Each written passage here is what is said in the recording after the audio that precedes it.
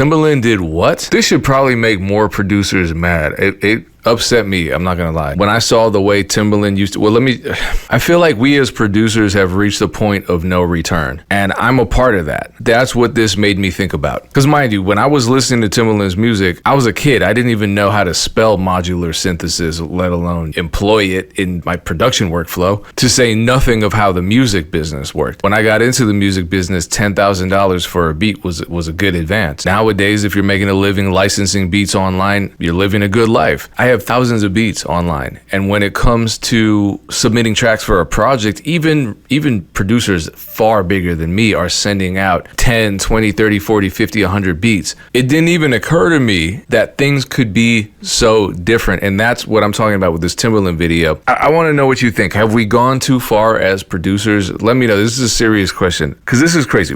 Watch this. I was talking to Timbaland. He told me back in the day, he said he used to pull up to the studio with like 3 to 5 beats and play them over and over and be like, pick from these 5. Somebody just asked for some beats yesterday. I sent 1 beat.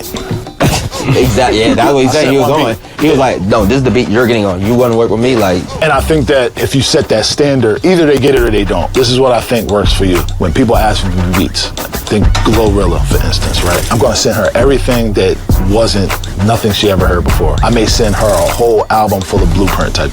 She could say, I don't need no more. Or she could be like, damn, that's interesting. Timbaland is right. Back then, I think he used to have an ASR full of sound. And is less more, essentially? Is that the approach? I understand, and I think that's probably a better way to approach it and to, minimize the work that you have to do on your side. Like, look, these are 3 to 5. And that's when you step into more of a producer role, right? The traditional producer, right? Kind of giving your input on what you think, how that artist would evolve with this track or what they would create to a particular track, like get them to understand the vision, beyond just sending beats and, disconnecting yourself from the process. Yeah, I mean, that's why you get that 95% number, because you will send 100 beats to a rapper and maybe they pick one, if any, and that's that soul crushing experience that so many of us go through. My question is, I have a lot of questions, but can we get back to this point, or has the industry just changed to the point of no return? Because back in this era, there were so few producers who had the right equipment, who knew how to use the equipment, who made great beats with that equipment, who knew how to produce an artist, who knew how to network with artists. And on top of it, they had the X factor, that taste, that unique sound. And Timbaland was one of those few people, right? Nowadays, everyone has a studio. Everyone records. Everybody makes beats. So it's become hyper individualistic. And we run into that situation where you'll send hundreds of beats to an artist and they'll just say, next. Because they have 1,000 beats in their inbox from the last hour. And it wasn't like that before. Someone had to put, like, he said Timbaland pulled up with an ASR 10 and he had limited storage capacity on that thing.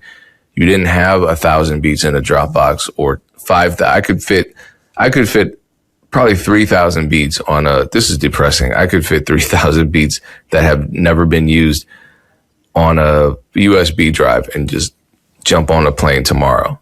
You know what I mean? And whatever happens. But how many beats do you think are online, Dame? Like 1 billion? More than that. Yeah. Definitely more than I would think. But I also think, I don't know at what stage Timbaland was in his career, but like, at his peak, Timbaland was the man, right? So I'm sure there's just so much trust in who he was and his direction and opinion. I think producers can gain that these days with songs that have been successful under your belt, but also with like more of a social media presence, and maybe just how you deal and talk with people. It's like, oh, this person seems like they know what they're doing. They have a good resume.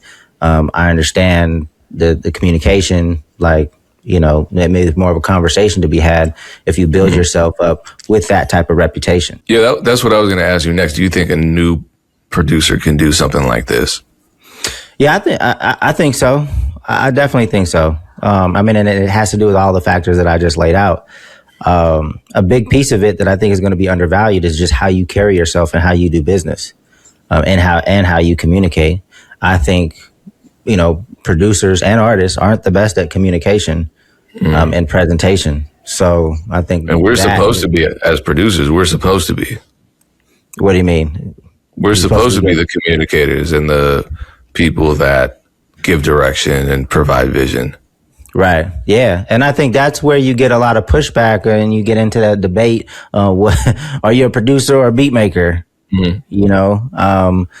And I think some of the traditional folks, their understanding of producer, like some of it, I don't want to get into that debate, but I would listen to what they're saying. Yeah. And I would try to evolve into that, because that can add so much more value and just to the team and the artist that you're working with.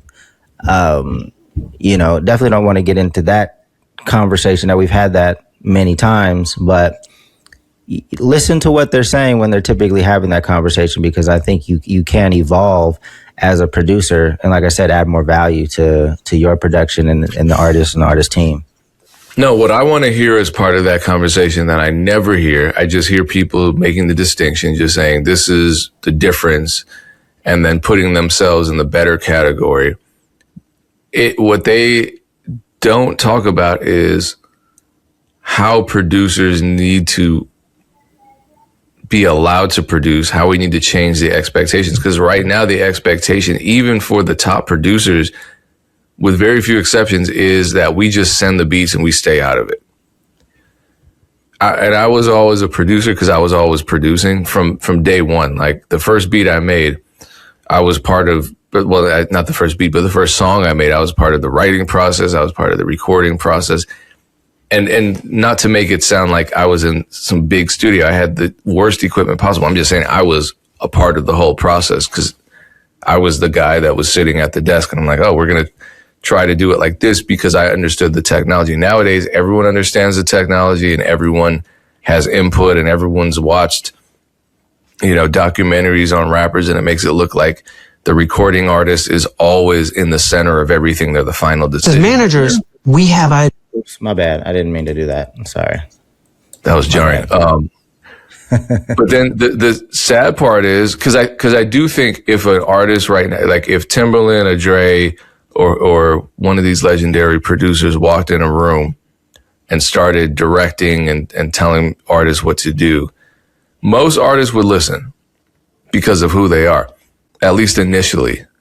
And I've been in situations where artists have listened to me initially because I have a more impressive resume than they do, more experience. But then what I realized over time is that most artists don't want to hear your opinions. They're the ones who want to control the process. And I feel like that culture has maybe changed. But again, I wasn't around back then, so I can't speak for Timbaland's era. And it's not a knock to artists. I'm talking about artists who have no track record will tell me, no, I'm doing it this way and I want it that way. And I'm like, well, here's my vision. I disagree. We'll just move on. Not always. Like if I work with someone like Ted Park, I'm very much the producer. I come up with ideas a lot of the time.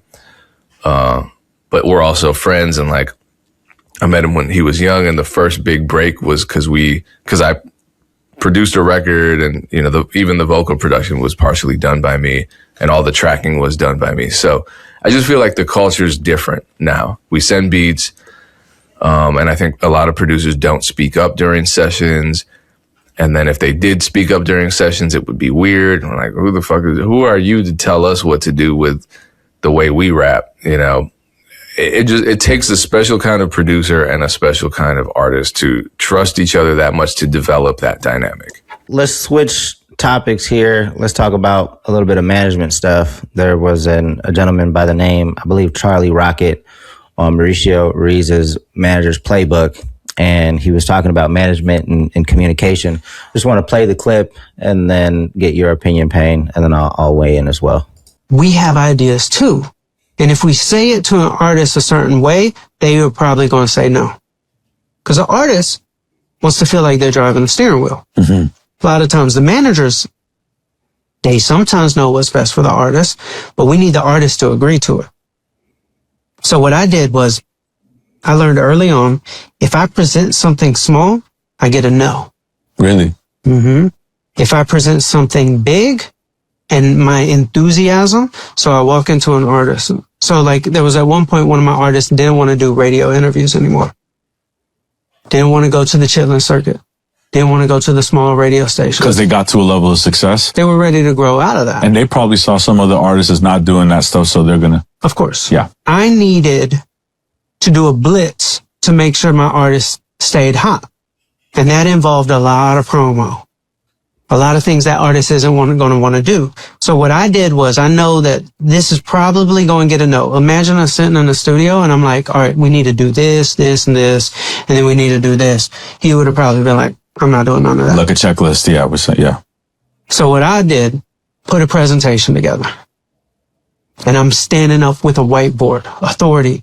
And I start with, this is how much money is going to be made because we did this, this, this, this, and this. And if we do this, this, this, and this, and go to this radio station and do this, and then this, and then this, and then this, and then to give all the DJs these hoodies, and then go do this, and then this, the record's probably going to go top 10. And the revenue that's going to come in after that is going to turn into this. And when you see that number attached with the actions, and I just went like all these ideas, the music videos are dropping, the CDs are being passed out, the street teams are going there. We're doing this campaign. We're doing this DJ listening party that's like within this like specific concept, like a themed DJ release party at the club, this, that, and the third. It'll be like, wow, like I'm going to make that much money. This is big. You thought about this. This isn't just some little thing. I'm in. So it's like the bigger I went with my energy, the more the artist would say yes to doing those things they normally wouldn't want to do. I definitely have a lot of thoughts. It's he's correct. This just happened to me, but I told a story about an artist that reached out to me for a custom beat, and she had absolutely no direction. We worked on stuff. She paid a deposit. I came up with an idea based on her vision. You know what? My vision was wrong. Let's try something entirely different.